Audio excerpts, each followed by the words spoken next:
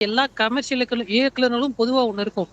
நான் நெனச்சு வந்தது ஒண்ணு. ஆனா தொடர்ந்து கமர்ஷியல் பண்ணிட்டு இருக்கேன். எனக்குள்ள வேற ஒரு கவித்துவமான கதை ஒளிஞ்சுகிட்டு இருக்கு அப்படின்னு சொல்லிட்டு, உங்களுக்குள்ள கண்டிப்பா ஒளிஞ்சுகிட்டு இருக்கும். சோ அந்த கதையை வந்து நீங்க எப்ப எடுப்பீங்க சார்? இல்ல இந்த ஜனவரிக்கு மேல ஆரம்பிச்சுருவேன். அந்த பேச்சுவார்த்தை போயிட்டுருக்கு.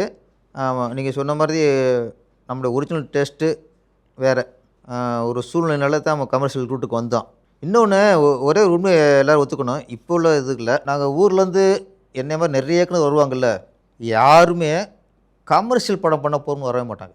கிளம்பும்போது நம்ம வந்து ஒரு பெரிய கமர்ஷியல் படம் பண்ண போறோம். அதெல்லாம். நம்ம பாரதிராஜா கூட பண்ண போறோம். பாக்கியராஜ் மாரி ஒரு படம் பண்ண போறோம். ஆர். சுந்தரராஜன் மாரி ஒரு படம் பண்ண போறோம்.